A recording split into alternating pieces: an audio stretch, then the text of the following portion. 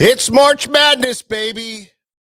But we have a different type of March Madness, and we call it Tackle Shop Live.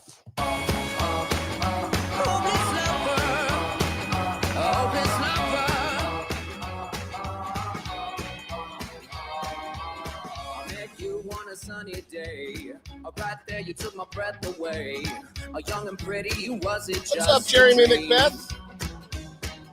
How you doing, buddy? You called me up, you told me I'm your little buttercup. Yeah, man, Lane Graves is here. How you doing, Lane? Got a whole pile of people filed in here already. Yeah. East Stacks Fishing, Patrick Kingry. How are you? Live Green Fishing Machine. Yeah, baby. Right on, man. Thursday night. That's right, man. Dreaming about fishing. I am too, pal. You better believe it. Bobby Donahue, how are you? Good to see you, buddy. Gilbert, how you doing? Robert Murray, how are you doing down there, brother? Frank Garvey's here. Elliot, K3W, how you doing? That's John from Pittsburgh. How you doing, buddy? Right on, man. LP Bass is in the house. Jake Conrad, how are you, pal? We did pull that. I'm not sure the name. Nick's not here tonight. We're going to get to that. Matthew Weimer, how are you, bud? Mike DP, 13Q, how are you doing, man? Tim H. What's going on, man? Everybody's here. Randall Miller, Robert Mills, Edward Dowski, Nick Cool, Shane McNaughton, Mike Hayer. Holy mackerel, Gio Miller, Amy Lynn Brown, how are you? David Schottlemeyer, Danny Paus. Woo! And we got Jeff Santangelo. Good seeing you this week, Jeff. Thanks for coming down, man. That means a lot. Appreciate it. Ronaldo, how are you, buddy? Marky, what's up? Renee, how are you? Iron Outdoors Man, what's up, man? Bucktail Fishing, Cindy Stout. Man, we got everybody stopping in tonight. That's so cool. Mike Barr's here. Jason Yoka, man. Joe Hepp, how is everybody doing? Welcome to another edition of Tackle Shop Live. Man, oh man, oh man. Just finished up with the Classic. What about that? That was a great time. We're going to talk about that tonight. And we're going to calculate the scores, but I think I won the Classic. Want to bet on that? Yeah, I might want to bet on that because I had McKinney and Cook. Not the time to get into it. Yeah, well, we're going to get into it because we're going to get into it then because I got the results here. So do I. Oh, you did? You added them up? Oh. Might have to check your math on that. Anyway, we're going to get to the bottom of that because that's a big bet. You know, that's a big bet. But we had a great time watching the Classic. I hope you guys did because it was a lot of fun. It was a great Classic. Really great fishing. It was great to watch those guys. Skeeter Steve was down there and he had a fantastic time at the event. If I don't know how many other people were there, but I know him and maybe one or two other guys that from around here that went down. So, and they all said the same thing. It was a great show. It was a great event. It's one of the biggest events in fishing. It is the biggest event in fishing, and it's proven that every single year. So that's pretty cool. So yeah, my name is Mike Acord. For the people who don't know, this is George Acord, and cameraman Nick is at work. He got called to work right on his way here, and with his job, when they call, he has to go. So hope he takes care of business there. But we got a lot to talk about tonight, and one of the things I want to tell you guys is that we've been doing these events in the shop here every Saturday, and it's been great. It's been a lot of fun. It's been something special every time. And this Saturday is no different. We're doing I don't know what we're calling it, like the Super G Loomis IMX Pro Blowout Saturday. That's a big name. That's a big name. I don't know if that's what it is or not, but it's pretty close. But this Saturday, we're doing the G Loomis Blowout on the IMX Pros. up to 35% off, 25 to 35% off the rods. Some models will be 35 and other ones will be 25, but we have a huge pile of them here and we are going to blow them out this Saturday special event. And also we got a couple of gift packs we're going to give away for your purchases in the store. So it's always a good time in here on Saturdays. You always don't want to miss them. You want to stop in and hang out, watch some fishing on TV. The MPFL tournament's going on, so we'll have that on. We'll be watching the fishing on TV and talking and yakking and you know, really wanting to be out fishing is what we really want to do. But if you can't go out there, you might as well come in here. And, you know, some rivers still blowed out a little bit and some of the local areas are still blowed out. But come on in, take advantage of that great discount. It's a great sale on those rods. We got to make room for the new ones, so take advantage of it. That's going to be Saturday all day, plus some great give outs. We're going to have drawing at the end of the day and give out some cool tackle packs that we're putting together, George and I.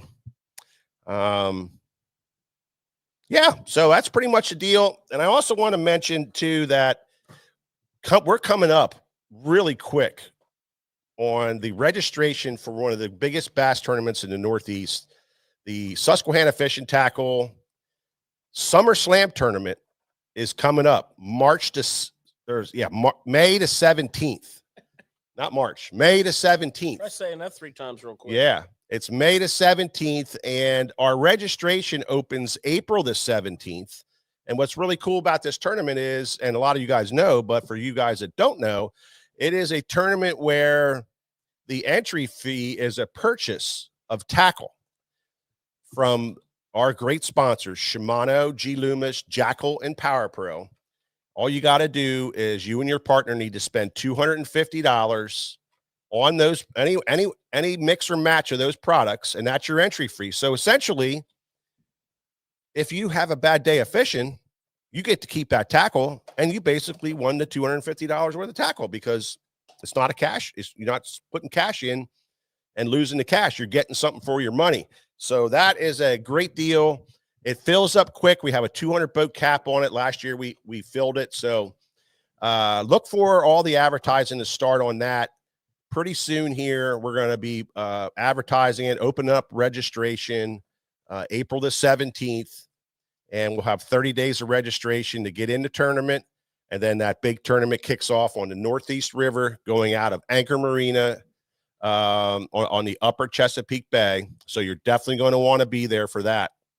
You don't want to miss it. It's one of the greatest tournaments. We've been doing it for 17, 18 years now. I don't know how long it's been. It's been forever. And it gets bigger and bigger and bigger and better every single year. And everybody loves it. We pay out over $10,000 in prize money.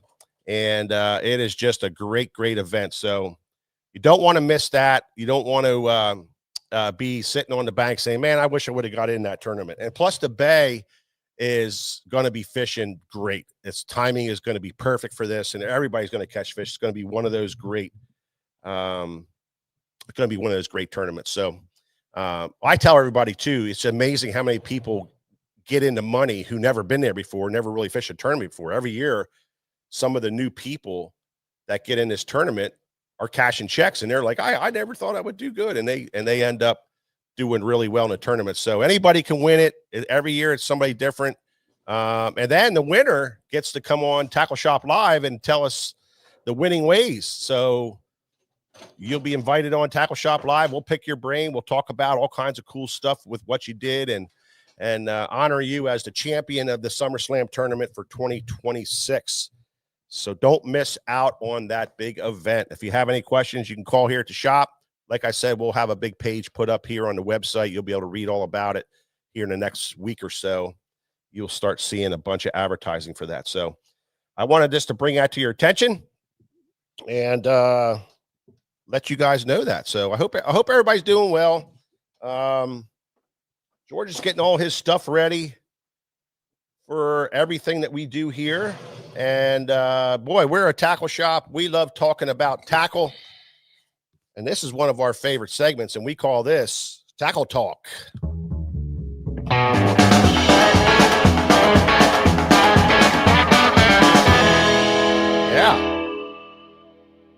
Yeah, I just want to say too, thank you for the beer from Jerry, my neighbor. Appreciate it. Appreciate you. Here's to you, Jerry. Yeah. Thank you, Jerry, for keep it coming. For the great beer, and we really appreciate that. And you don't have to do that just because I shovel your driveway. You don't have to do that, but we appreciate it. So thank you very much. But yeah, so George, you got to tell us, man. This is there's been some cool things happening with the tackle world, and we've been getting some cool stuff in, and some of the releases are still coming in. What is going on in the world of tackle? Well, it's just a different world out there these days with availability on products, and yeah, the last couple of weeks in here, tackle wise, have been insane. Mostly because of these little things. Yeah. These little things right here have been causing great amounts of havoc in a good way. Yeah. But no, we're not going to really talk about fuzzy dice or quickies or what do we have for availability to let everybody know? Do we have things in the pipeline, or? Oh, of course. Yeah. What's the deal? What kind of timing are we looking at? Well, the timing is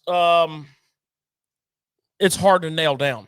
Okay. So, my estimate was going to be that next week, and my guess would be like Wednesday, perhaps Thursday, we should have another batch of the Skinny Bears, which are these guys. Let me get this wire out of here. I think you should leave it in until you're ready to rig it. I'll leave it in. The Skinny Bears, I know you can't see this stuff. It's dark, and, it's small. From a distance, it looks really small. But these are the 19 millimeter.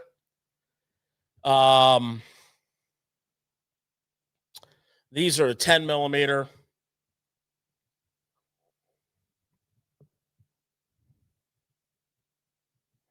Hopefully you guys can tell. There's two of these on here. That's why they look bigger than they really are. Diameter-wise, they're the same, but it's body-wise. So we have some 10 millimeters in stock now, but we don't have any 19 millimeters. And I would say next Thursday we should, if it all goes well, I mean, you're expecting estimates and stuff on stuff that we have no control on, but theoretically speaking, we should have about, we could have as many as like 400 of the 19 millimeters. And then probably another week after that, we have a batch of quickies coming in. And we should get some 13s and some 17s in that. Again, quantities, I don't know. We're definitely not on the top of that list, but we're doing all right.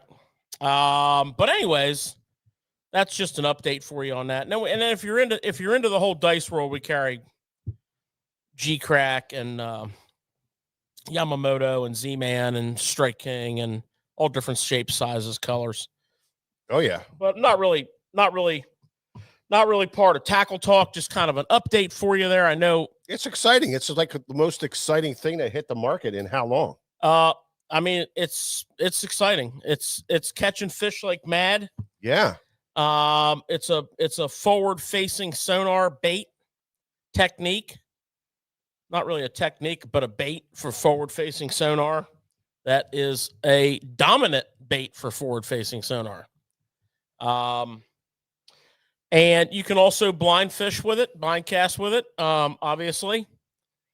But we'll talk about that and more on that down the road. But that's kind of a rough estimate for you. Yeah.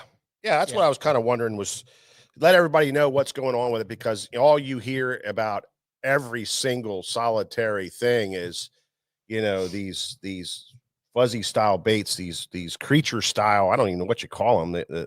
I call them quickies. Yeah, these quickie style baits with the big rubber tentacles on them. That's all you hear. That's all what everybody's talking about. That's all everybody's looking for.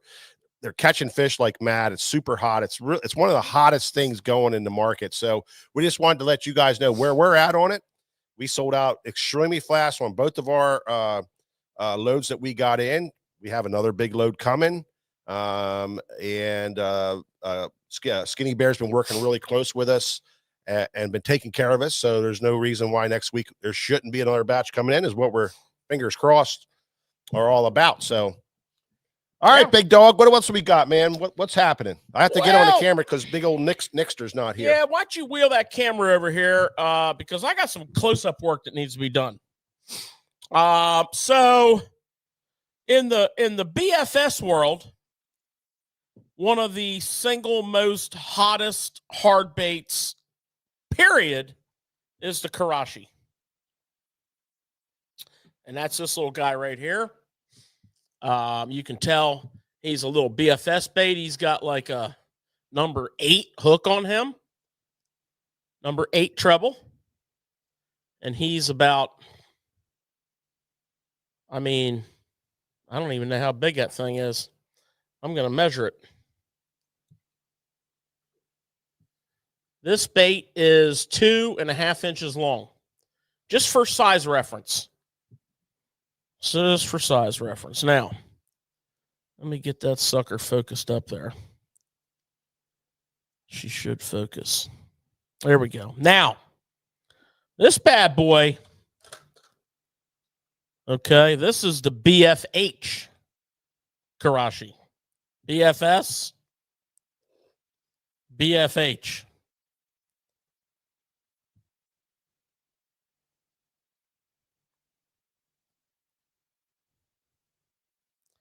Size comparisons. This one is 3 1/4, 7/16 of an ounce. And of course, what the Karashis are slow sink, walk the dog style hard baits. So essentially, if you've never fished the BFS Karachi, you're missing out. All the hype is warranted. It is a fish catching bait, particularly on a hard day. Now, this bigger version is just a sized up version. So you got 3 1/4 inches. It's called the Karashi 80, 7/16 of an ounce, $19.99. And what you do is you cast this bad boy out, and it's a slow sinker. So you can keep it on the surface or near the surface, or you can get it down a couple feet and you can walk it. So it'll subsurface walk the dog, on the surface walk the dog. Another deadly technique for it under really tough conditions. And I'll admit, we missed it last year, Mike and I, because we fished some brutal conditions. Now, admittedly, the fish that we had that were chasing bait were small, but you got to get 5 before you can call. But you can do a straight line reel. It's not the most glamorous thing in the world, but what you want to think of here is a spy bait. Kind of that do nothing, straight reel, slow, steady. Some people refer to it as eye motion. That was a thing.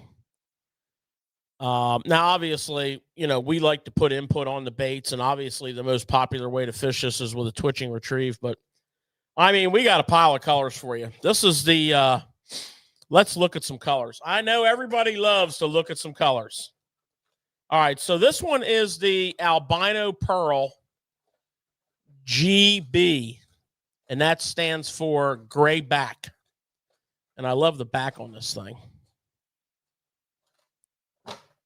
And then Mike's got me one here to show you. Of course, Baby Kingo. which is a matte finish. It's got the little bit of pink in it, but this is Baby Kingo with a chartreuse back. Look at that. Imagine your smallmouths just going insane on this thing. Now here's one that's been the showstopper. Matter of fact, we're probably close to selling out on this one already. It's called STP. And that to me is a bluegill, sunfish, translucent, got the purple in there, the olive back, got some copper flake and red beautiful, beautiful. These are fun to look at. And of course, Kasumi Ito. We talk about Kasumi Ito all the time. You can always tell Kasumi Ito by its white belly. And of course, it's translucent. And of course, that brighter back. One of the best colors made, period. Of course, Ito Wagasaki. If you fish megabass, you probably own Ito Wagasaki. And you probably own Ito Tennessee Shad. My favorite color, by the way. Not that matters. It does matter to me, though, just so you know that. And also, you've probably owned and fished Matt Shad. And if they wouldn't have put Matt Shad out in this thing, there would have been a revolution. Matt Shad is, shiny in the sun, matte or dark in the clouds. Shiny in the sun, matte or dark in the clouds. Matt Shad, legendary. And then I'm going to show you two more here just because we can. Of course, Sexy French Pearl. Some of these, it's probably pretty easy when you're the Megabass guy to pick out a color run. You're probably told to keep it at whatever, 10, 12, 13 colors. You just go right off the top with 5. You just go right off the top with 5. You go HT Ito Tennessee Shad. You go Ito Wagasaki. You go Matt Shad. You go Sexy French Pearl. That just clicks you right there. And then, of course, another shiny. And this is called GG Gin Flash.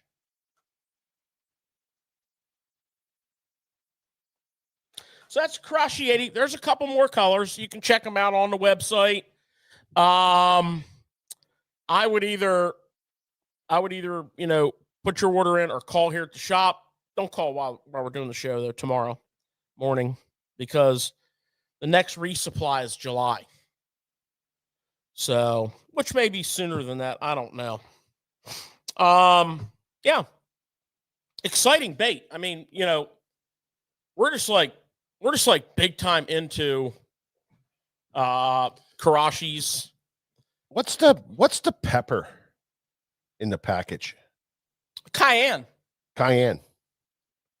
You like it a sauce?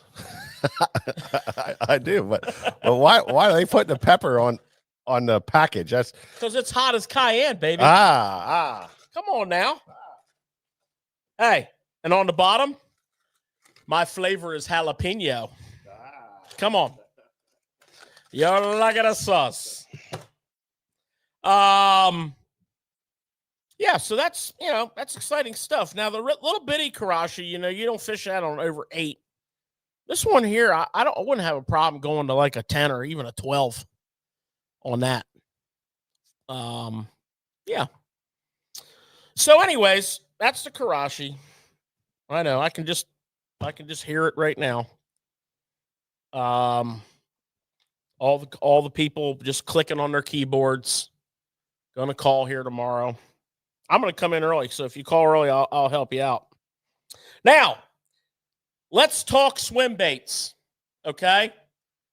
We're always being asked for swim baits, for glide baits, for, hard swim baits, for And, we always refer to our favorites. I'm sure you're bored of hearing about the mag draft and how much we have a love affair with that.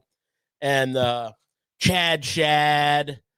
And, we're real big on the S waiver. This is just stuff we throw and catch fish on, and we get the boxes out and show you, the eye slide and the ones that we really like. The clutch, the help me out, Mike, with my words. They escape me. Father? No, right next to him. I don't know. Whatever. But I got something new for you tonight. New for us. So we did introduce to you. We did introduce to you the chop block 6-inch. Okay. We did introduce that to you. Oh, the bullshed. Bullshed's a great glide bait. It's not really a glide bait. It's more of a swimmer. But you get the message. So the chop block, Pure Fishing, the Evil Empire, power bait. But I got to tell you, they did it with the Nessie. They did it with the chop block. But here's the one. And I've heard about this. I've not thrown this. I have heard about this from multiple tour pros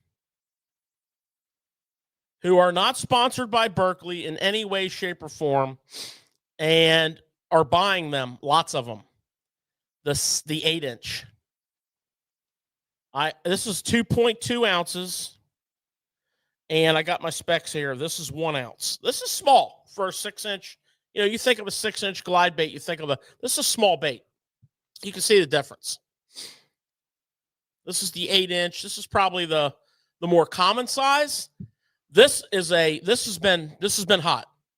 This is what I'm being told from multiple tour level pros that I have talked face to face with about this bait. I have not thrown it yet. I fully intend to because of their enthusiasm.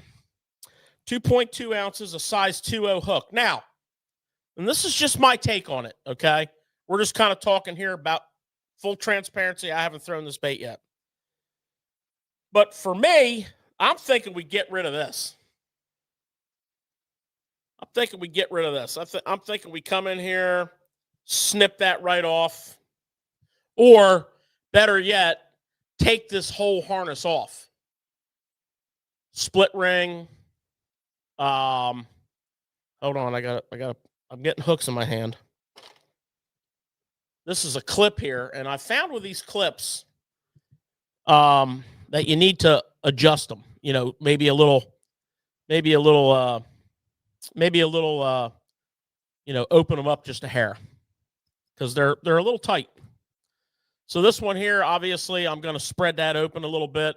But I think for me, what I'm thinking is I take this whole package off here and just replace it with a 2.0 treble on that split ring.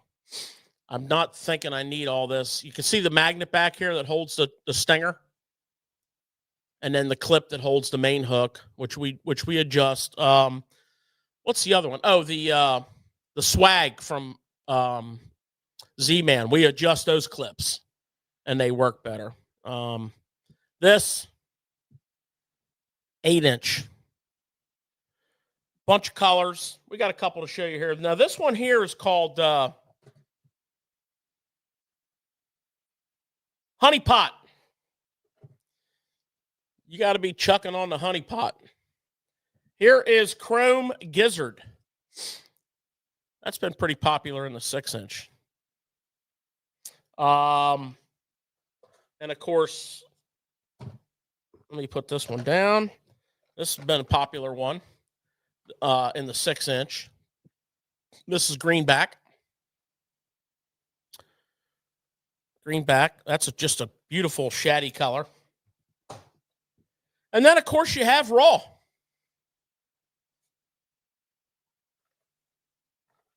Now, what I would do here is I'd take a Sharpie and put a black shad dot right there on both sides. Just draw a little dot on there. So that's your 8-inch. Now, your 8-inch is $24.99, 2.2 ounces, 2/0 hook. And I want to remind you that 6-inch is $15.99, 1 ounce, number 2 hook. Mike's showing you the fiber tail. And we showed you the clip. Keep in mind, you're going to have to adjust that clip. And, of course, the stinger magnet. But I'm thinking that whole deal comes off. We had Alex Davis here for our last event, and he's quite the swimbait fisherman. He's a mag draft guy. Catches them on a mag draft. We have big discussions about that. He's got tricks on the mag draft that go on for days.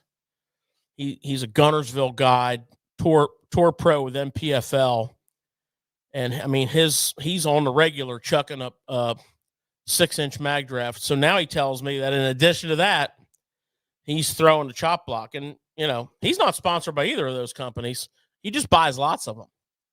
That's just the way them tour guys are. They're obsessive. They can't run out of baits. So with that being said, and speaking of swim baits, I got to tell you, the Tranks. Now, we talked about the 300, okay? And I'm going to show you the 300. Last year, they came out with the 300B. Now, this is the power handle, okay? Some people like this handle. Some people don't. The power handle on both the 300 and the 400 is on the 7.6 gear ratio. So it's called the high gear. The high gear comes with this handle. All right. The 5.8 comes with this handle. Now, personally speaking, the 5.8 is taking up 31 inches of line per crank. The 5.8 is very good for swim bait fishing because the 300 is 31 inches per crank. Well, actually, they're both 31 inches per crank. But, you know, we talked about the 300. 300 is the most popular size. But for you big guns, I want to show you the new 400. Let's look at a size-by-size comparison here. So the 400 is now got the same core solid body as the 300, which we're going to go into here in great detail. Now, if you're a big bait chucker, both of these reels will handle your big glide baits, your big swim baits, no problem. The 300 holds 150 yards. Now, make that about 130 yards of 20. The 400 holds 160 yards of 20. You can see the spool differences. So if you're in that 20-pound fluorocarbon world, plenty of line on both. And they both have shielded anti-rust bearings, which is good because these are some of the best bottom fish and saltwater reels made, especially if you like to, you know, fish like a jigging rod, or if you like to do some light jigging saltwater, or if you like to throw big baits for big fish in saltwater, like big glides, that big 400's for you. If you're a big glide bass guy, you know, throwing the 9-inch glides and bigger, that 400 on a 7-11 rod, or the 300, but a lot of people like this 400. If you're a musky guy, if you're mixing it all up on the same rod, switching around. So anyways, let me show you what the core solid body is. And I also want to show you the braking system, because these have the SVS MD tune braking system for the big baits. And so core solid means that all of this, the guard for the level wind, This whole side here, all connected into the reel foot, all one piece aluminum. There's your side plate here. Here's your side plate here. This side plate here, which is the one you have to access, is like locking down a bank vault. So we have this key right here. We're gonna put that up. It's not that hard to turn. It's low profile. Bring that up top. And now we're going to take that side plate out. Okay. So here's why this thing has such tremendous braking. Look at all those brake blocks. There's 8 or 9 of them. Now, right now, these are all turned on. So when you cast all of these brake blocks, so they start out up here like this. And when you cast, the centrifugal force spins them and they pivot out. And that inner portion, this is pretty cool stuff, actually. This part down in here, that little knuckle on each one of these brakes rubs on that brass ring. And that is a big diameter. That's about 3-4 times the diameter of a Corrado. What's cool is you adjust that ring from the outside of the side plate. So you can move that ring in by turning this up. So if I turn this up, which is very hard to do off the reel, but you watch that. Let Mike get a good focus on there. You watch that ring as I go up. It's so hard to turn off the reel.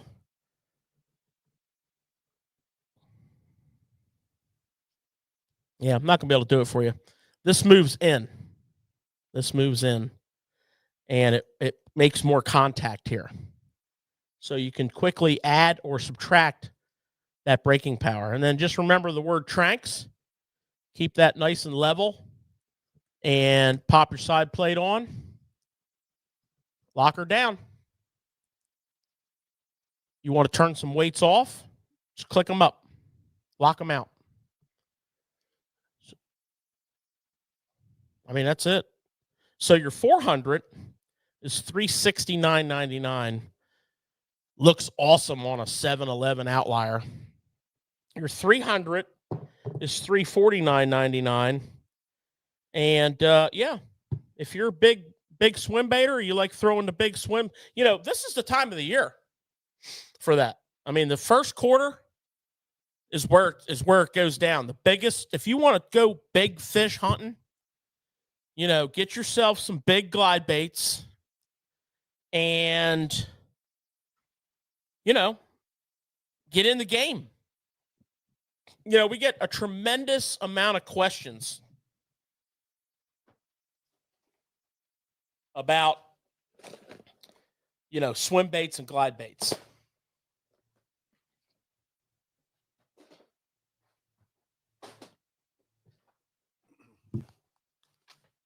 One thing on that, George, when you lock that side plate in on that reel, it's important to know that thing basically turns it into the side plate, when you turn that in, it's metal on metal, and it's a locking mechanism, almost like a screw type thing. You screw that thing in and lock it in. It almost makes the whole reel like one piece. Yeah, it's solid with that little side plate. It's not like a side plate from all these other reels that are either plastic and don't have a really good hold.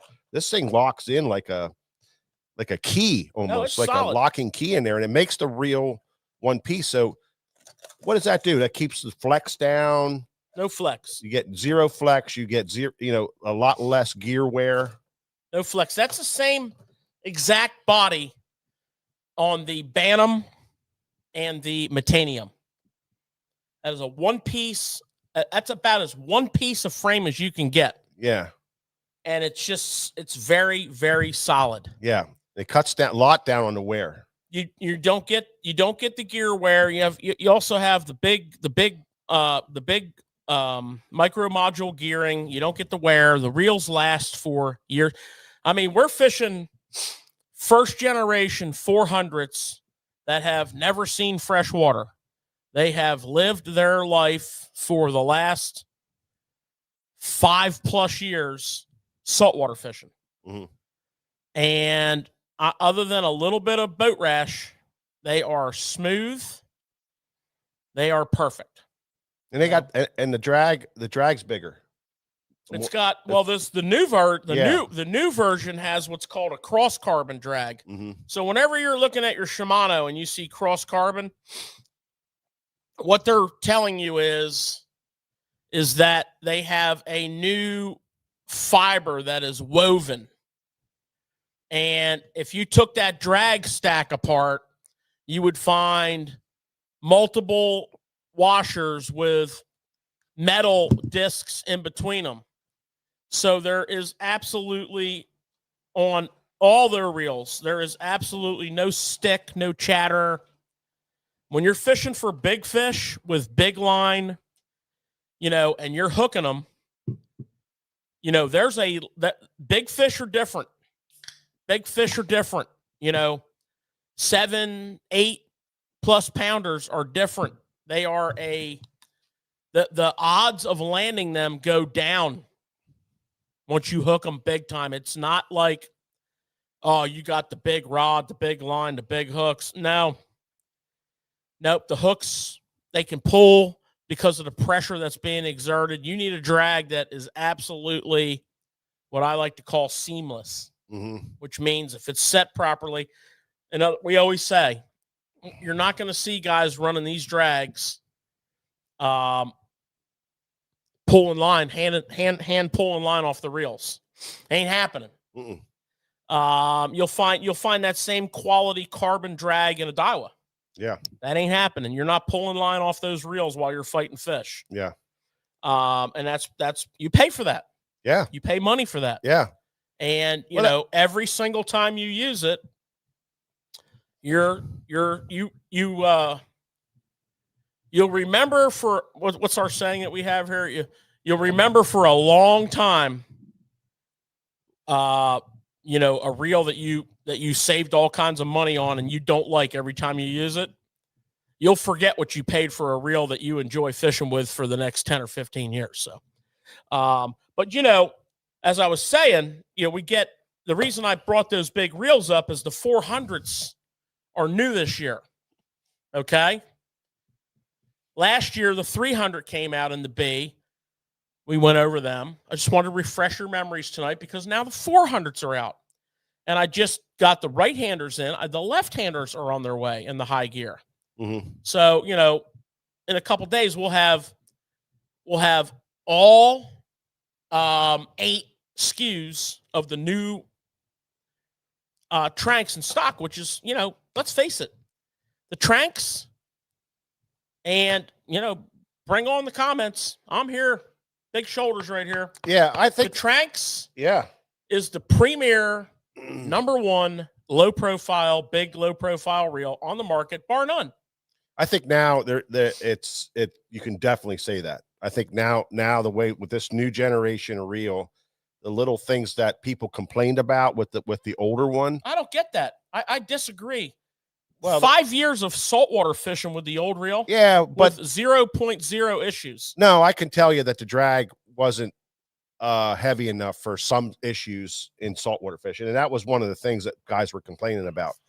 But that's all taken care of. Plus, you get that one-piece body, which is unbelievably strong, and it's no doubt what going to go down as one of the best Swimbait and muskie reels. The guys are going to fish for muskie too. I'm pro Tranks. Renshaw, how you doing, buddy? Hey, yeah, Renshaw. I know. Hey, Showtime. I hope your wife's watching with you. She is. She said, "How are you doing, George?" She didn't say nothing about Mike. This is strictly. This is. She don't want to talk to you. This is strictly for Showtime's wife because she came in here one time. I know. And she didn't really want to be in a tackle shop. No. She hung out for a while because Showtime, he don't come in here for a minute. And she was good to go. Yeah, she always says hi to you, and I was Who doesn't? cordial. I always said hi. Who doesn't? I mean, I don't know. Right. I don't understand it. Let's get back on point. All right, here. let's go. So we talk about swim baits a lot. What I was saying is, before we jump back on the tranks again, that we get asked all the time about swim bait fishing. I'm daily, all the time. There's a lot of people that are extremely interested in swim bait fishing, haven't really taken the plunge, are very intimidated by the size of the baits. And what I would like to say about that is pretty much the first fish that eats the bait, you'll see how that's not a deal. Like, this is one of my favorites here. That's the KGB Chad Shad. Catches them really good. To the novice swim baiter, that looks like a big bait. No problem.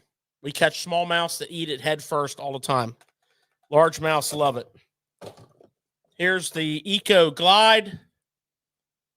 Another one of our favorite baits. And I'll tell you, the finish holds up great on these. This bait's been fished, and it doesn't even hardly have a hook mark on it.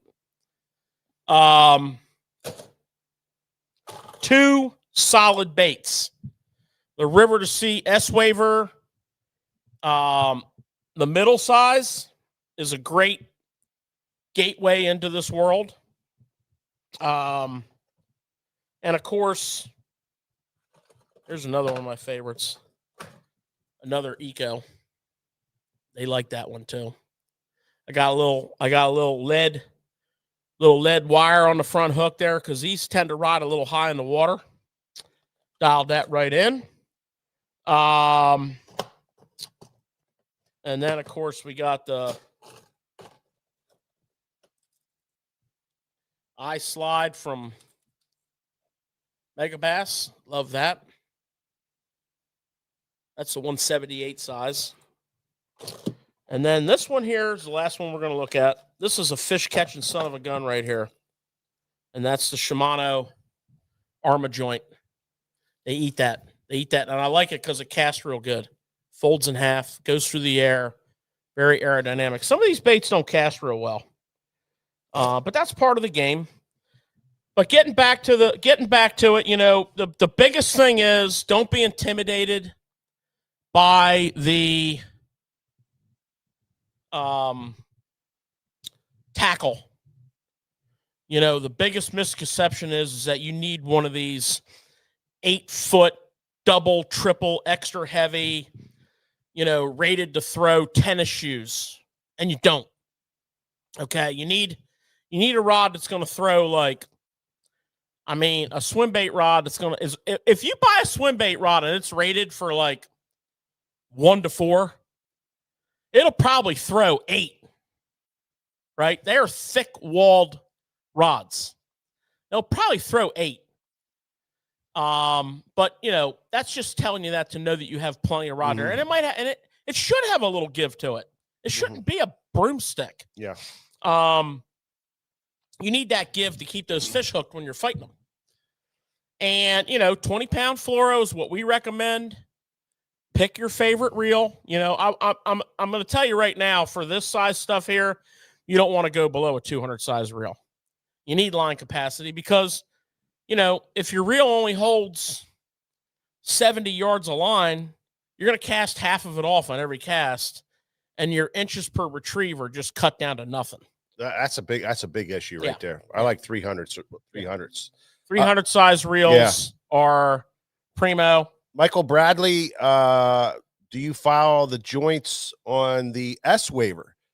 A real serious swim bait guy analyzes every swim bait that he has and will make adjustments to that swim bait. So sometimes you don't have to do anything, and a lot of times George and I don't. But the guys that are really deadly serious about it, that really have the time, really will definitely file, and they'll chisel, and they'll have, they got those little grinding wheel things that'll that they'll work on stuff that I've never done that to any of my baits. well, we don't, because we really don't have the time to do it. But if we had like all this multiple time, we would tune our baits a little teeny bit if we had to. But I haven't really seen a big giant problem with it. But I could just tell you, I take an S-Waver out of the pack.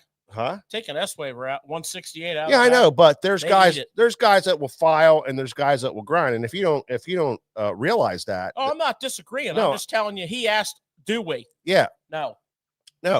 but there's guys that do that. They file to get a little bit more fold on the tail, so they get a little bit more chop out of them. On some baits, they want more glide, so they do things to the bait to make it glide differently. It's all personal preference. But George and I realized that these baits come out of the pack really, really good. Yeah.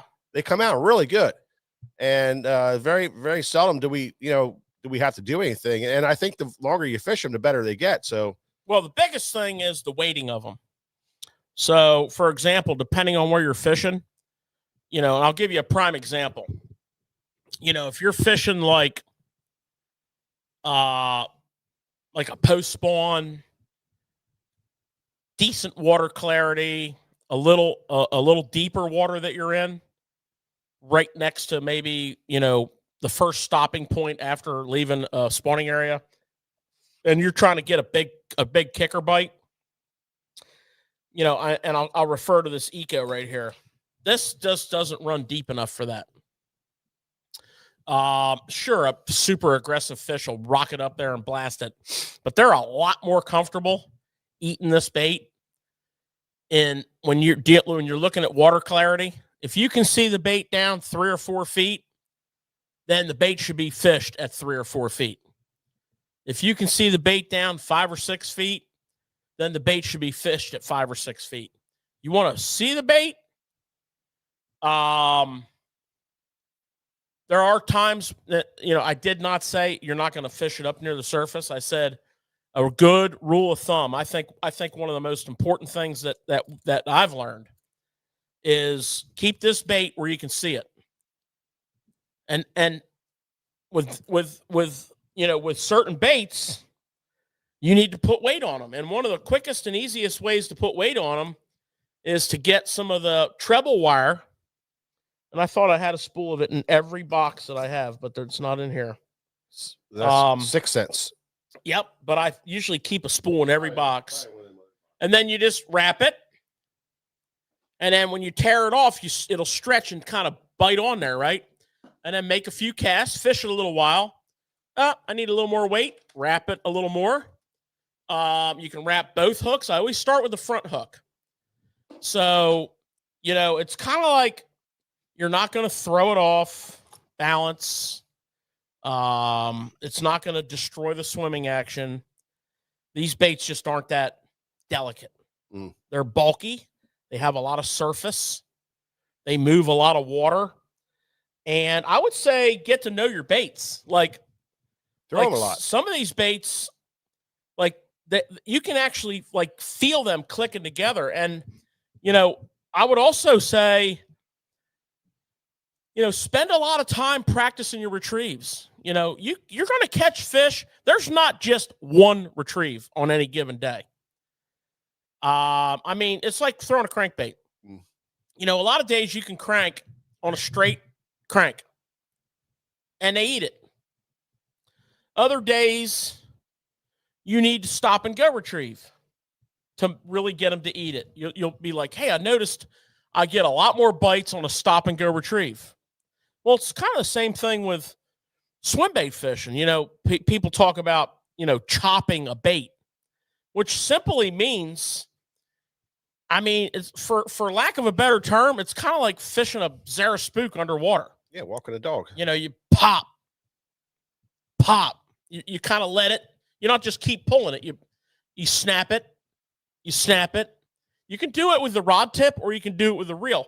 Obviously the big thing is popping it with the reel, and you'll see, some people will pop every half a turn. And you can practice. You can do it quickly. And that bait does this. Or you can let it run out. Let it run back.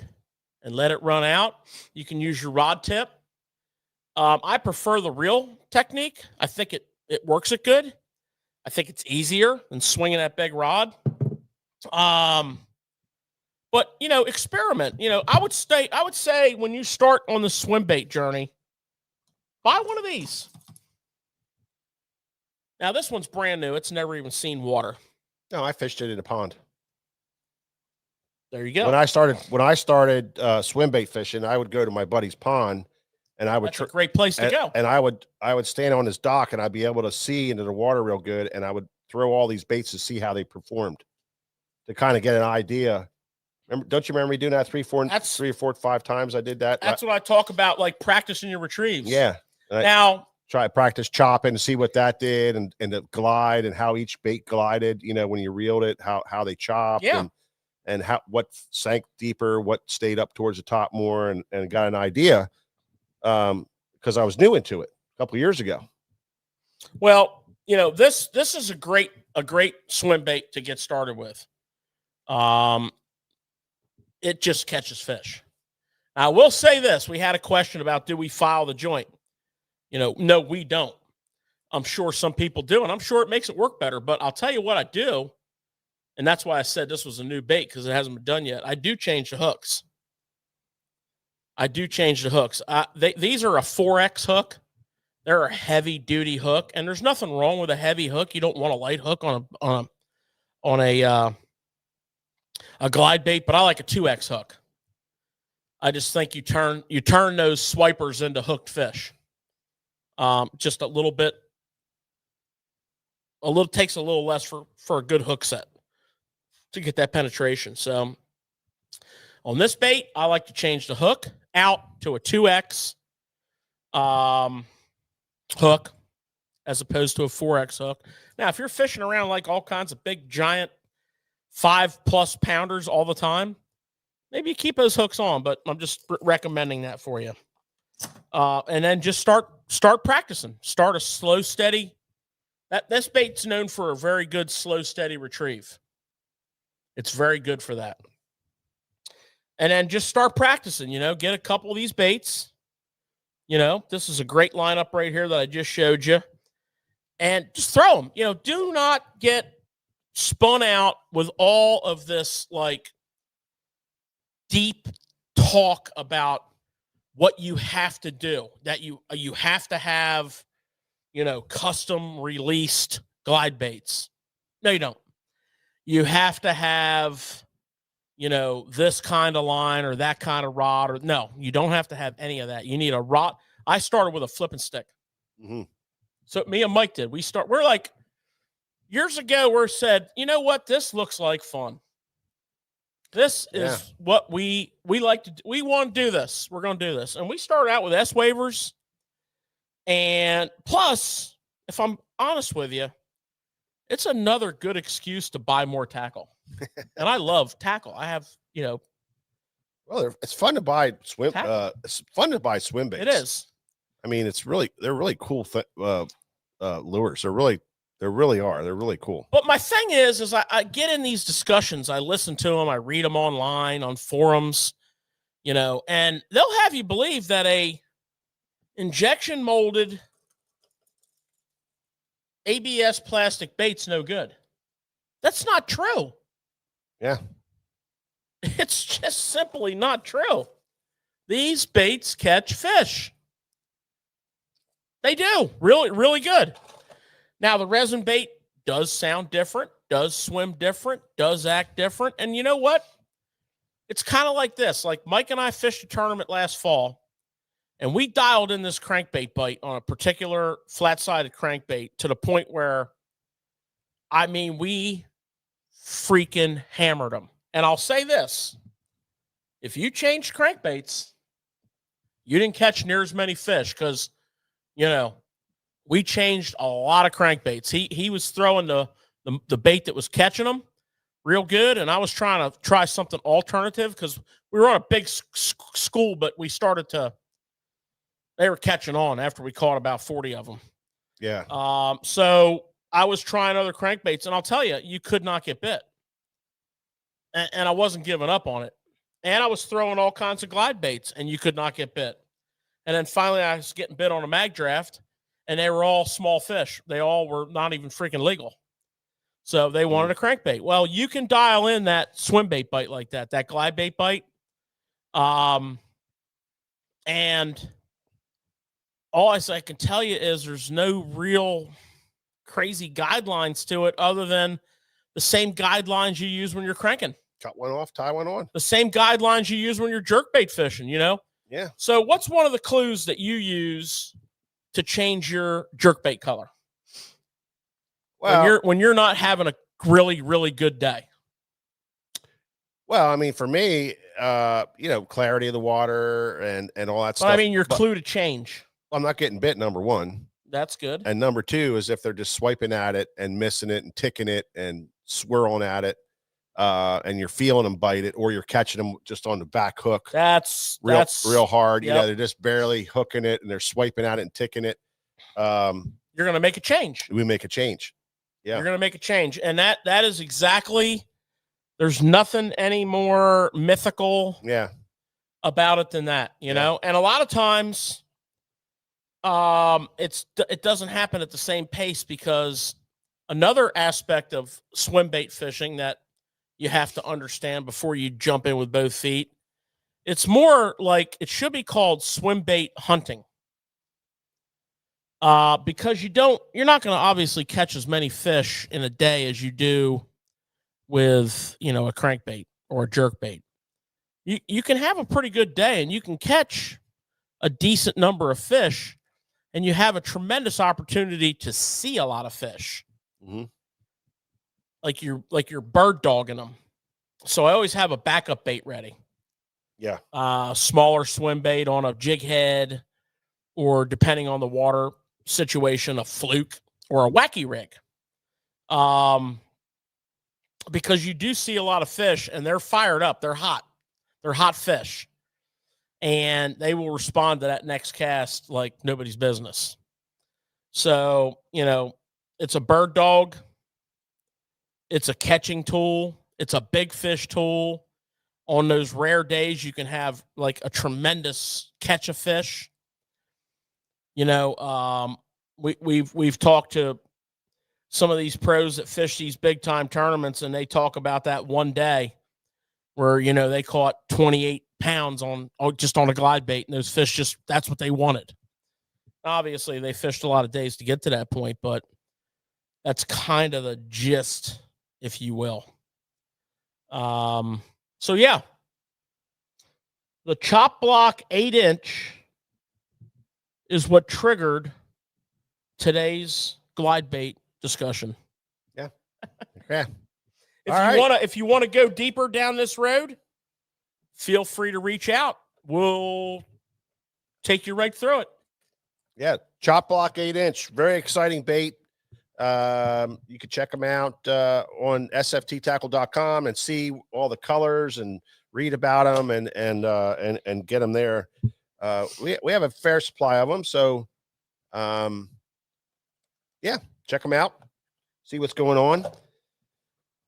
I'll tell you, we're gonna do Rig of the Week next, and Rig of the Week has been just a great little thing going on, and it's Rig of the Week is sponsored by Nomad Designs, and Nomad Designs is makers of great hard baits. They started in the saltwater industry and then moved into the freshwater industry, and then they got some great crankbaits. They got some great rattle traps and jerk baits and all kinds of stuff. But they also have a great line of live ops plastic baits, which is pretty cool, with a metal ball balancing system and weight system that allows you to get the bait down and fish a little differently. And then also a great line of jigs that Greg DePalma designed, the Wee Bit jig and the Machete swim jig. So all of which you can find here at sfttackle.com or in the shop here.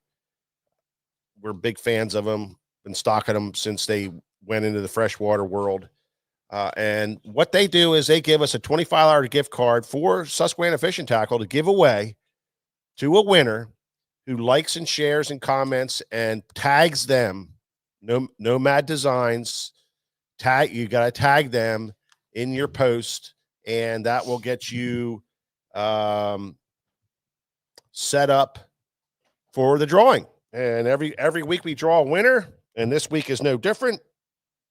And this week we are drawing for a $25 gift card, and Nick just sent it to me, so I got to look it up here. And the winner of the Nomad Designs $25 gift card is Dale Fogel. Dale Fogel is the winner of the card. Congratulations, buddy. You are the winner of the card. We will reach out to you, or you can contact us.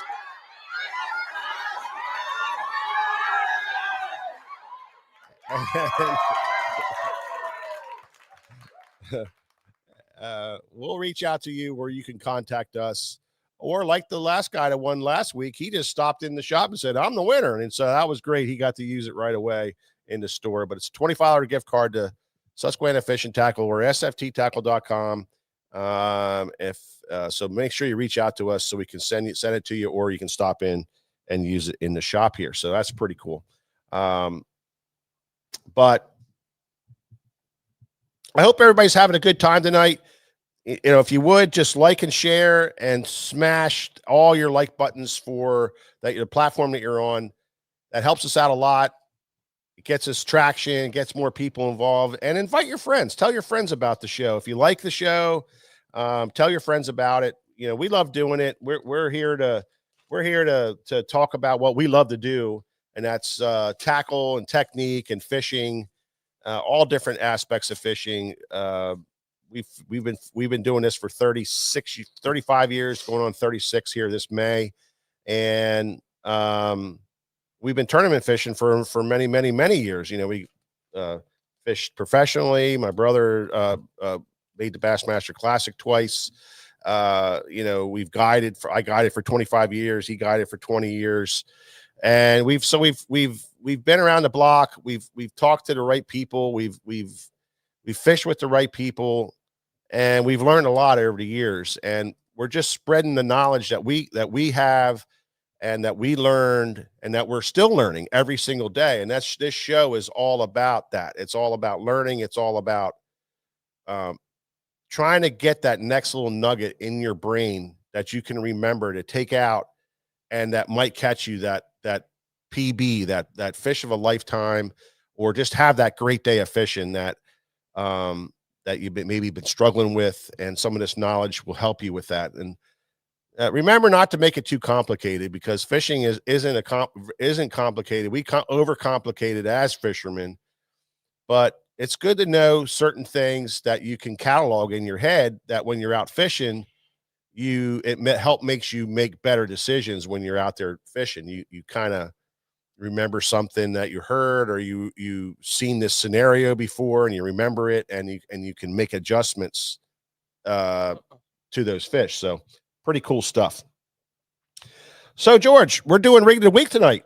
Yes, we are. And what are we going to talk about? Well, some of the options on rigging quickies.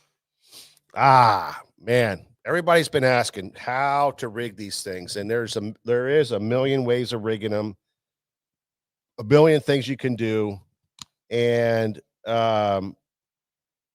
what we've been doing is trying different ones. You know, we've been rigging up different things. We've seen some crazy rigs. We've seen people that came through here that were rigging up stuff that was just nuts. So it's pretty cool to watch. You know, a lot of different ways of rigging, but one of the problems with these styles of baits is that you can lose a lot of fish on them. They are weird that way. I don't know if it's the way they hit it or all those tentacles out. So what these professional guys have been doing is trying to come up with ways that when they hook them, they get them in the boat. You know, it's like it's because that's their deal. You know, but at first it was a problem. They were losing a lot of fish with certain rigs and with certain hooks and with certain hookup ways.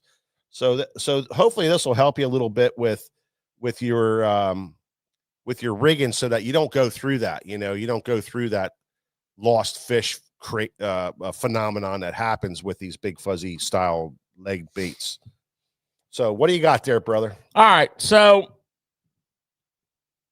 at the end of the day, this is super simple rigging. I mean, I do not even remotely think that what we're doing here is like next level high tech rigging. This is like high tech rednecks at work. So step one, on your dice style baits that are made out of the TPE. So these big boys here we call the Koike style baits. So that would be like a 19 millimeter. Okay, this is kind of like where it's at, you know. And these are primarily not totally just scoping baits. You can free cast these things. I've had great success with the big G-crack bait, just fishing it for smallmouth in the Susquehanna River, just casting it out and just let it float along.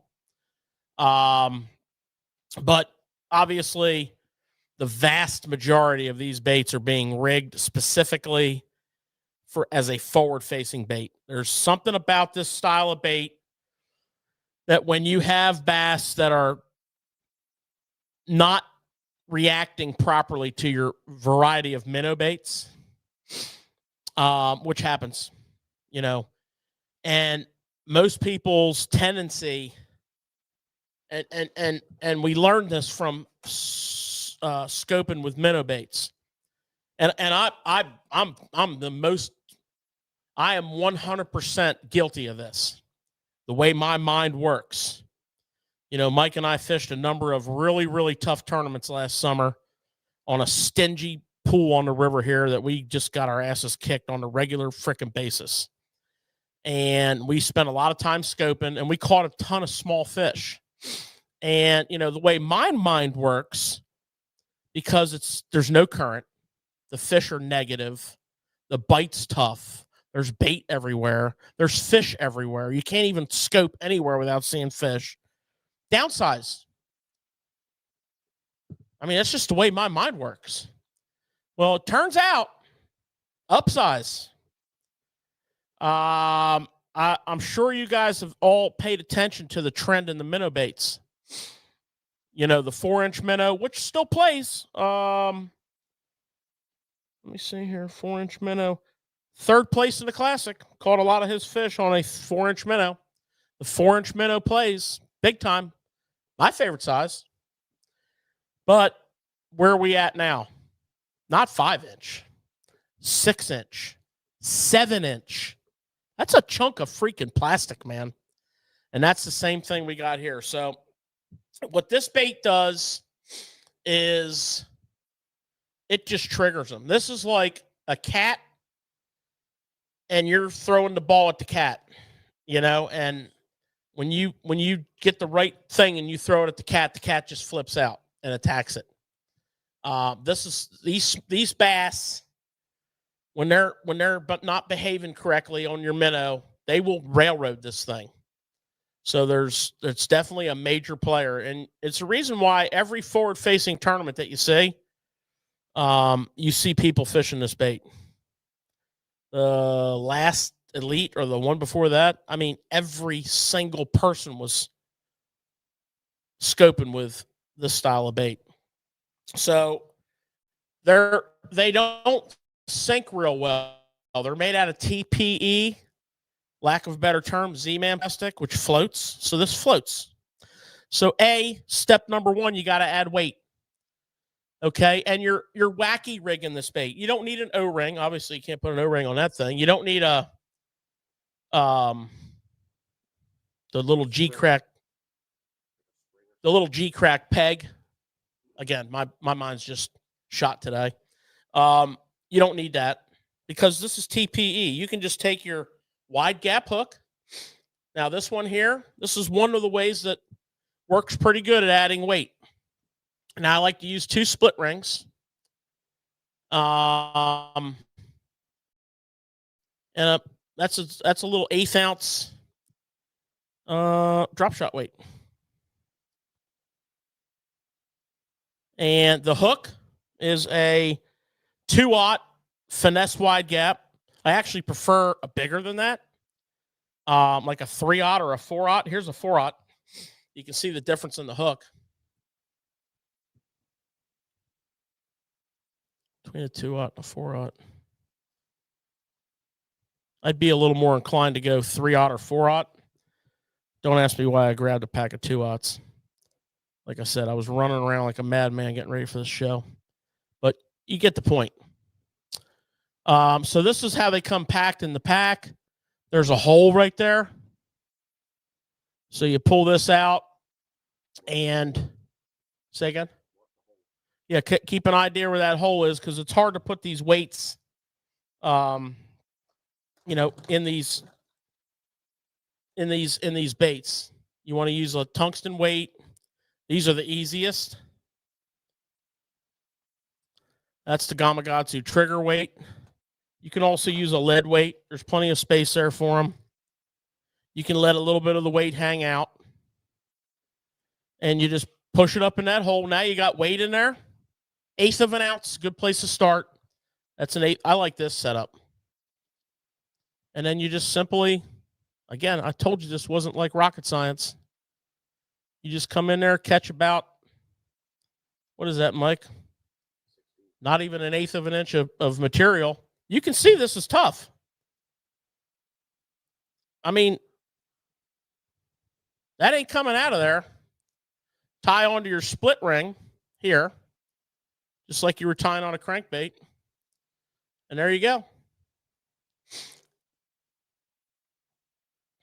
And we call this the Jika rig, if you will, after Owner and Gamakatsu's Jika rigs. And we just made it out of stuff we have in our tackle box. These are our wacky hooks. These are our split rings. These are our free rig weights. You don't want to use tungsten because tungsten's going to become obsolete. Use lead. And there's so many different ways to do this, and there's not a best way, there's not a worst way. But that's one way. Okay? So let me unhook that. And I'll tell you, the next way I'm going to show you, I really like it too. So now what I'm going to do is I'm going to take a straight shank Nico hook. Just a old school. This one's a 1/0. I'd probably do a 2/0. This just happened to be laying on the counter here from previous shows. And again, here we go. We're going to come in here and grab a little bit.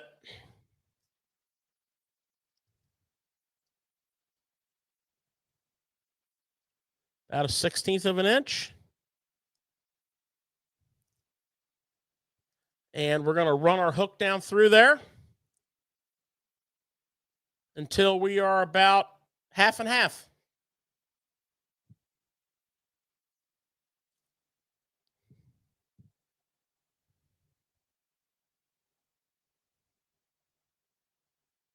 Now, I like a straight shanked hook. I'm partial to a straight shanked hook for my Nico rigging. So, I guess the moral of the story is, experiment with this, but use the hooks that you have. And if you don't have the right hooks, keep in mind, that's a 19 millimeter bait, and that is a 1/0 hook. And that's plenty of hook.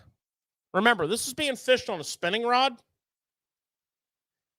Okay, you're not using a flipping stick. You're not flexing this hook.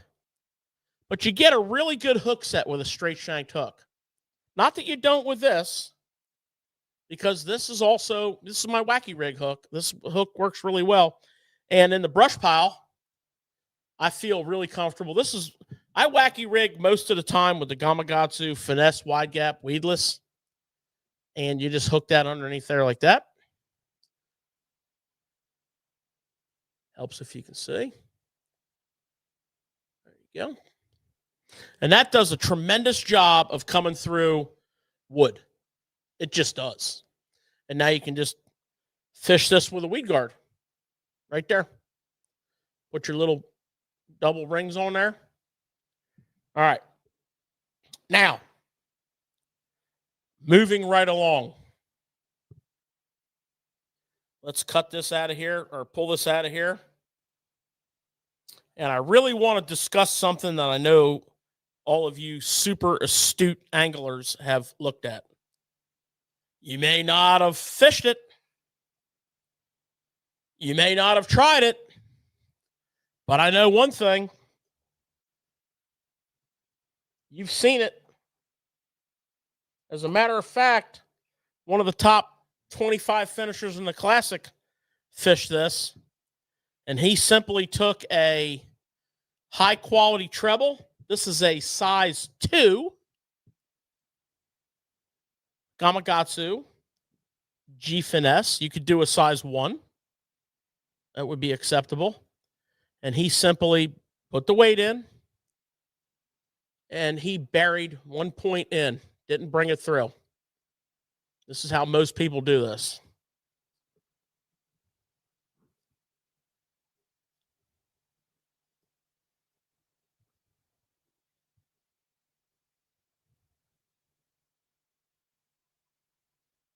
Very popular. Now, that brings me to my next topic.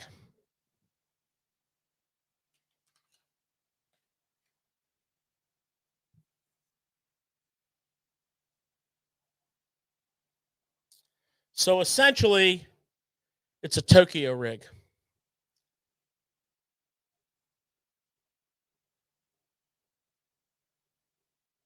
So you got a bunch of Tokyo rigs around your box, especially the finesse models.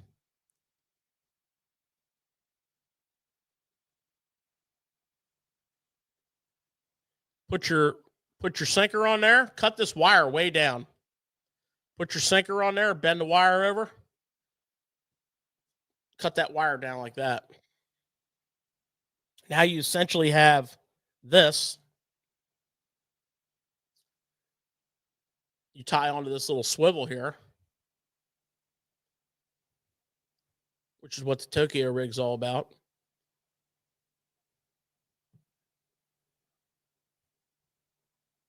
And if you like the swivel on your Tokyo rig, you can also do that on here. You can put your swivel on here. That will prevent any binding that might occur between the split ring, although it moves pretty good. But if it would happen to bind up at all, you're out here on a swivel. So you can do that as well. But this is pretty handy. And you can also, this is a solid ring. Pretty sure. Yeah, this is a solid ring. You can also cut that ring off. Put these two pieces on a split ring and put a treble hook on there and do the same thing. Or any hook you want. So the Tokyo rig's pretty cool. Again, what I'm getting at here is that it's tackle that we have. Okay? Now, I may need, you may need to pick up a piece or two to figure out the system. Now, what do I like? So in order, I like the wide gap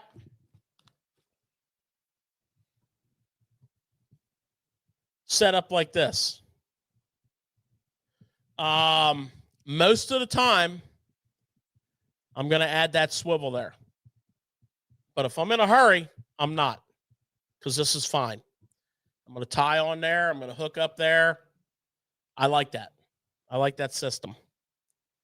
Number 2 for me is a nail weight and either the treble or the straight shank.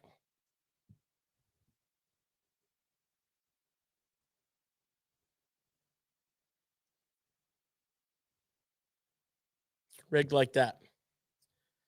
Now, my number 3 is I'm probably not going to use a number 3. I'm going to go with one of those 2 options, alternating the hook here. I really like this combo that I showed you with the wide gap hook, split ring, free rate. Tie on there. If you're feeling constructive, put a little micro, like 10, size 10, micro swivel on there, or an 8, something you probably already have. If you're like, seems like a lot of work, just tie on right there. You're good. It's all good. And that is how most people are rigging the skinny bear / what we like to call the quickie. Quickie, yeah. Okay, George, big question for you. What if I'm fishing the 10 millimeter? Okay, so let's get a 10 millimeter here. All right. 10 millimeter, 19 millimeter. I'm bringing it the same way. Same exact way. Same hook too. And I might not even downsize my hook, but I would probably feel more comfortable with this size 2.0 hook, which probably I don't even need that. I could probably go to really be honest with you, I could probably go with a 1 because there's not a lot of body there. And the tentacles, have nothing to do with it. So you could probably size down to a number 1. You could size your treble down to a number 6. You can size your straight shank hook down to a number 1. What size is this? 1.0? Size down to a 1 or a 2. Same game. Now the nail weight option in here, not so much. So this setup here is probably going to be a little more up your alley. And you're not going to need as much weight probably. So you're going to have to experiment with all that. And, if you're stuck at home in your garage and you've already organized all your tackle 14 times and you're like watching the show here and you're all quickied up, listen, sit down and make up like a half a dozen rigs. Go with this option right here. If you like it, I do. Works great. Make up like a half a dozen rigs. Put them in your terminal box. Maybe in a little bag in your terminal box. You're good to go. Yeah. Now, for all you guys that aren't forward-facing guys and want to take advantage of the draw power and the bite power of these baits, where they're finding that drop shot numbers is a phenomenal way of fishing them. It's great to fish around beds and bedding fish. They seem to really eat those things up real well. By the way, what you just said there about the drop shot. Yeah. So true. Yeah. With all the dice baits. Absolutely. But particularly these guys. Well, yeah. I mean, the dice baits period, the drop shot setup is phenomenal on it. Really, at first, that's what they used the other ones for mostly. And then they found out that it was a great forward-facing sonar bait. So for us guys that, that maybe don't do a lot of that, but we're coming up on the spring here, these things are going to be phenomenal for cruising fish up shallow when they're cruising and they're hard to catch. These baits will catch them. You can fish them on a drop shot. You can throw them out and cast in front of them and just kind of cat and mouse them and tease those fish into biting and then throw in around the bed. It's a great bedding bait. So lots and lots of ways of fishing them. They're just triggering bites that no other bait is doing. And I think it's because they never seen anything like this before. So, and what it represents, I have no freaking idea. Well, and I wouldn't get bogged down on that either. Yeah. I've heard some conversations like that bass remember from their when they were had an egg sac attached to them. Yeah, I don't think so. Their fondest, warmest memories are of eating amoebas. The one I liked was it's feeding minnows on a pod of I do plankton. like that. Yeah. I like that. Yeah. I mean, to me, ouch. Oh, almost got one there. To me, that looks like a pod of like some sort of minnow. Yeah. You know, because minnows, man. Minnows are like, if you ever like showed up late at a poker game and you came in with a pizza and you set the pizza down and then you went to pay your buy-in and you went to get a cigar and you came back looking for a beer, your pizza's gone. Because them people that were sitting there for an hour, they look like this. This is what they look like at the pizza. The center, here's the pizza, and these are all your buddies. And there's just like sauce everywhere, and grease off the cheese is dripping on the card table, and you're like, son of a bitch. There's no pizza left. Can I have brother get a crust? And that's the best. That's the best. I will say this. Whatever it represents. Yeah. Who cares? Well, that's the thing. And if they eat it, that's the thing. This is like this revolutionary thing that's happening now. Time will tell with this bait, but it's absolutely exciting right now with it. It's super, super, super exciting. And it's a totally different way, lure thing. I mean, I don't know. It's a whole different category. Well, I mean, here's how we operate, right? Everybody. I mean, there's so many excellent quality fishermen that we know that are on this show. I mean, everybody has that skill set. Yeah. And let's face it, what's making this bait so crazy right now is live tournament coverage. Yeah. And when you see everybody, and I mean everybody, fishing this bait, you're like, I have to do that. I have to too. I'm a scoping son of a bitch, and I cannot. I have to do that. I have so many applications for that thing, without scoping that I cannot wait to try. Well, honestly, but I'm going to scope with it too. But I'm just saying, I have a lot of other applications, especially this spring when the spawn comes. I'm going to throw the hell out of that thing, and I think it's going to catch those fish that I haven't been able to catch for years. See what I mean? Remember when we were in that tournament last year, and that little son of a bitch was sitting underneath that tree? That big bass was sitting around. We threw everything in the tackle box at it. If I had one of them, we'd won that tournament.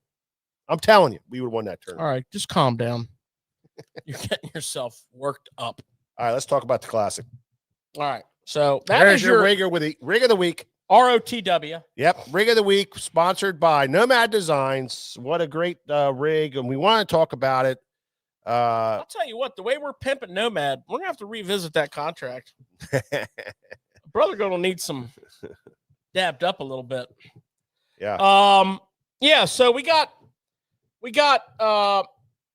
and as always, if you have any questions, you want to go one-on-one with this rigging, I mean, this stuff's here behind the counter. We can one-on-one get what, I mean, we're trying not to make this rig seem like we just did something revolutionary. I mean, sometimes it's not. Yeah. Sometimes we do a lot of revolutionary stuff.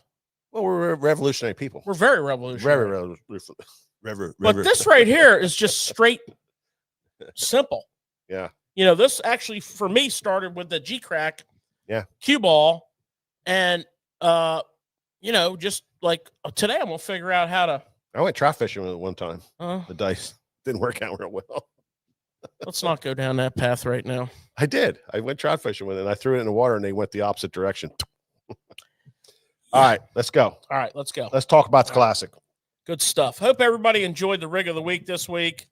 And by all means, based on the sheer volume of questions that we have literally took in on this rigging of this bait, please feel free to reach out. We will go over it with you on a one-on-one basis. All right, so last week, Bassmasters Classic. Right on, Skip. And Yeah. I mean, What a great event. That was so exciting. it was tremendous. You know, the coverage. Yeah. Let me just say this. Coverage is so good. Bassmaster has constantly raised the bar. They own live fishing. It's so great. They freaking own it. They got great commentators. They talk about very relative stuff. I mean, I love those guys are super awesome fishermen, so they know what they're talking about. I loved having Zona there. Yeah, Zona coming in and doing that. I mean, they're just great fishermen. They have great viewpoints to analyze what's going on, and that's what I liked about the Classic. Tell you what, man, Zona on that fantastic. set. I mean, he had on the AFCO helm gloves. I know. He looked like he had really cold. He's from the cold part of the world. You think he's like, I know. And it wasn't that bad. No, he was he was strapped up, man. It might have been a sponsored thing. It was awesome. He told him, wear all this stuff when you're out there. But so first of all, I mean, we have a Federation/college angler still in college who wins the Classic. Yeah, the Federation thing's great. The second one to ever won a tournament through the Federation ranks.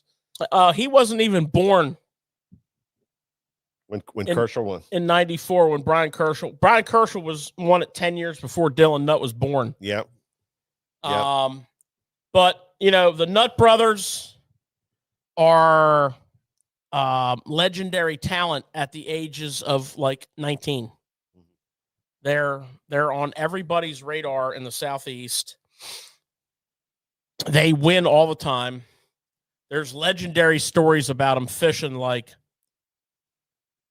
I mean, all night, all day, all night, all day, just to catch fish. No, not pre-fishing or anything. They've just committed themselves. They're obsessed, and it shows with his brother winning the College Classic, and then Dylan Nutt winning the Classic. Got a lot of questions on. Here's one right here. What do you think Nutt was using? I can tell you what he was using. He was using a new series of baits that's coming out from Berkeley. He's a Berkeley pro. And it's a new plastics platform. So, they have Power Bait, they have Maxent, they have Gulp, and then whatever they call that other series, the honeycomb thing. Now they have the Lab series. And the Lab series is that he was using was about a 6-inch minnow. So it was a minnow in the Lab series. And the Lab series is coming out shortly. And it's going to have, other options and many colors. So keep your eyes peeled for that. He certainly put it on the map. Pretty good when you're 19, or he might be 20. I'm not sure. I think he's 20. He really dominated the field too. I mean, it's pretty good when you're 20 and you're taking a mega company like Pure and saying you might want to accelerate your timeline because I'm doing this. Yeah.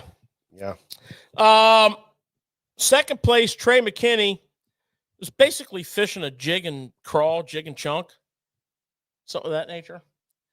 And it's a prototype 6 cents jig. It looked an awful lot to me like Denny Brower structure jig. I mean, like an awful lot like that. Well, the funny thing, this is year 2 of him finishing second. He's just a exceptional angler. He's a phenomenon, and I think this proves it. Over and over and over. You can say what you want about him, but this guy, he's going to win multiple classics. Bro, he's going to win multiple classics. This whole trio or quintet or dozen anglers, whatever you call that. Yeah. What's a dozen? A dozen. Yeah. Yeah. Some geometric shape for it. Oh. Anyways, there's like a dozen of them that are just. It really is exceptional talents. Jay Sekurik is in that group. I don't even know. I don't even know how many. Patrick Walters, I would put in that group. Yeah, he's an old man compared to these guys. Yeah. Now we'll say this. Rod Father. I will say, yeah, Eastern Fothergill, who we like to call the Rod Father. Rod Father, yeah. He's an exceptional talent. There's a whole bunch of them. There is. But I will say this: the chat board warriors of the full-grown adult man status type, and what they've said about this young man winning the Classic. It's so bad. I mean, it's just so you bad. guys, if you type that and it's okay to type shit like don't hit enter. Don't hit the enter button. Enter or send. Don't send it. You know, you can type like all kinds of just nasty shit. Yeah. And then erase it. If that makes you feel better, God bless. It's so bad to say anything. If you're a full-grown adult man, to probably raised a family, and you sit behind your keyboard, I'm gonna guess that you probably are like 6 Jenny cream ales in, and you decide that your target tonight is gonna be Dylan Nutt. Yeah, or it could be one of them situations where it's like, Ma! Meatloaf! Absolutely. I can't come up right now. I'm crushing Dylan Nutt. And that's possible too. I'm telling you, man. That's exactly who's doing it. But it's terrible. I mean, it's a great. You can't say anything negative about it. It's a great win. It's a great accomplishment. You either shit or get off the pot. And look at Drew Cook. He was like, you know what? I'm not going to get beat up like this. He took the time to learn it, and look where he ended up. Yeah.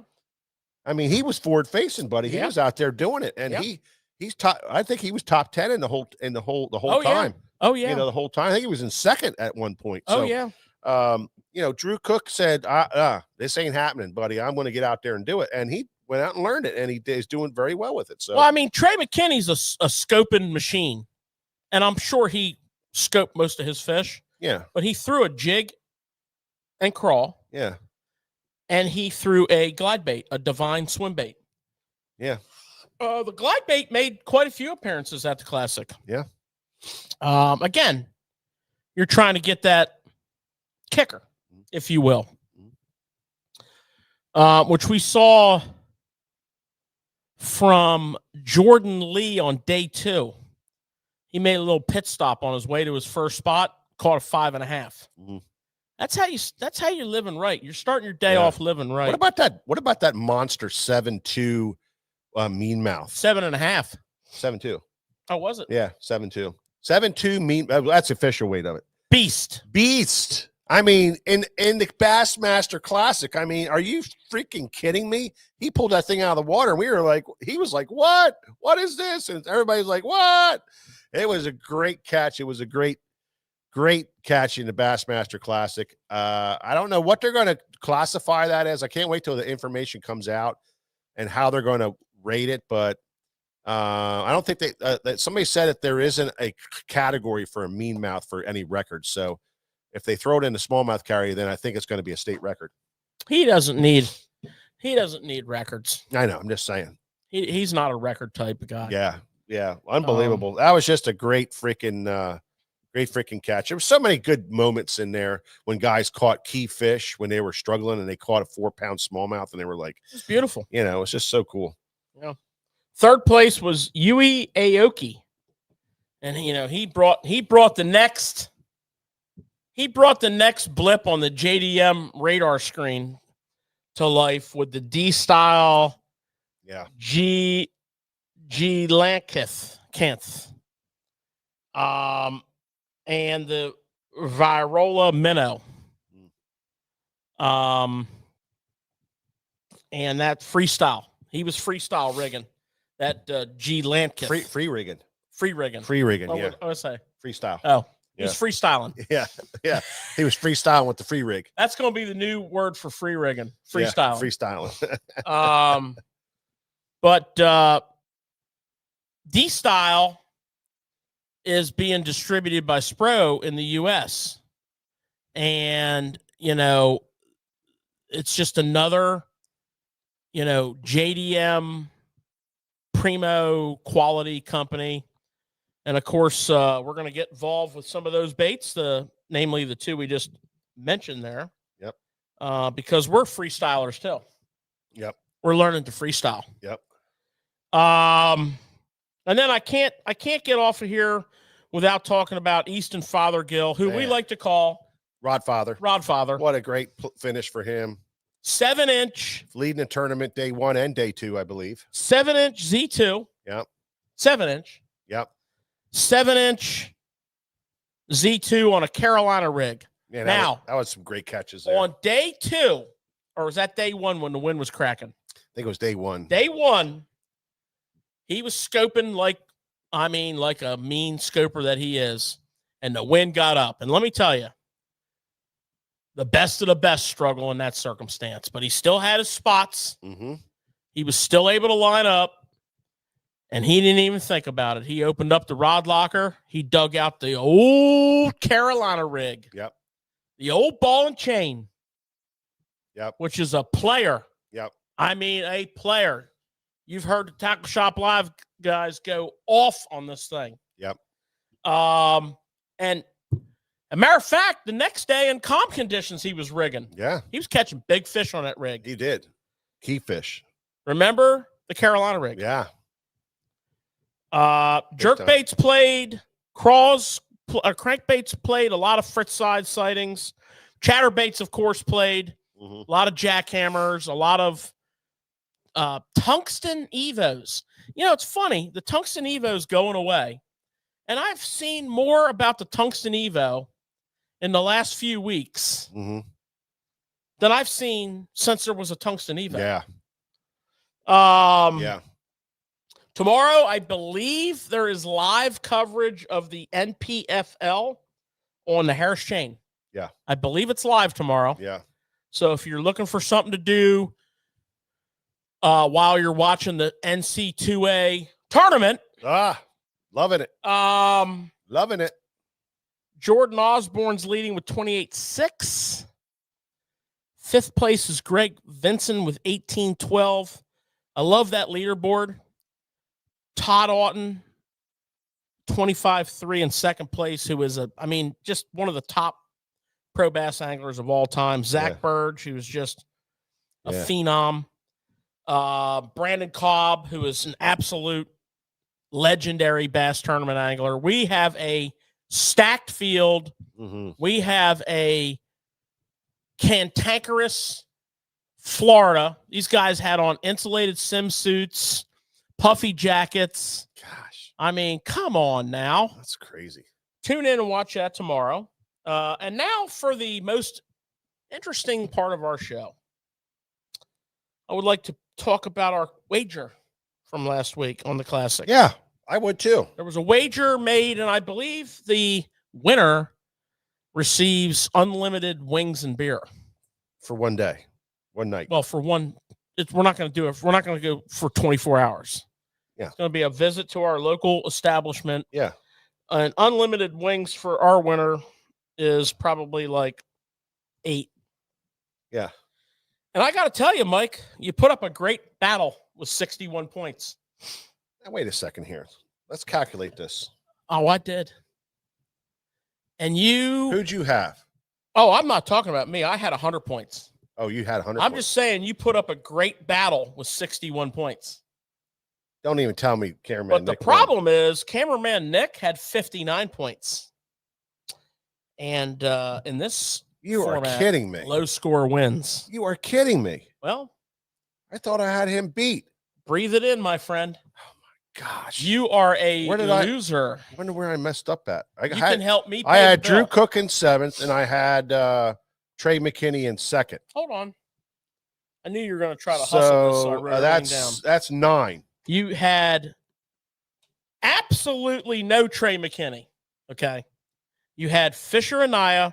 I absolutely did not have Fisher Anaya. You had Drew Cook, and you had Will Davis Jr. I had Will Davis Jr. And the way I know this is I write this stuff down because I know that a week later You had Fisher and Naya.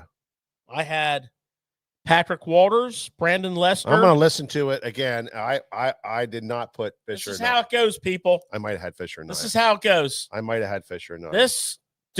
Do not listen to anything So this I had man says. 13, and I had 7. 7.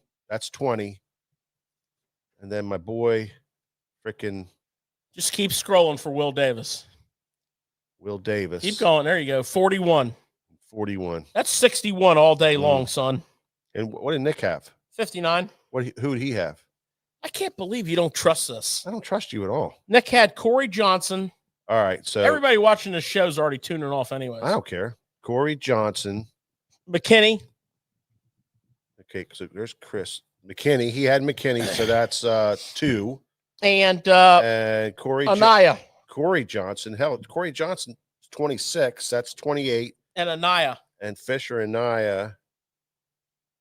You're going the wrong way. Yeah, Fisher and Naya is 13. 28, 61, 51, 50. Shit. I thought I had you guys beat. All right. Let's sign off before this just gets any more redundant. All right. I can't believe you had to do that score, man. Yeah, I don't trust you as far as I can throw you, bro. I know you. I know you. I don't cheat on that stuff. But you'll stretch it out, and then you'll drop something on me. All right. There you have it. Embarrassing. Listen, guys, thanks so much for stopping by. We really appreciate you. And until next time, we'll catch you on the next Tackle Shop Live.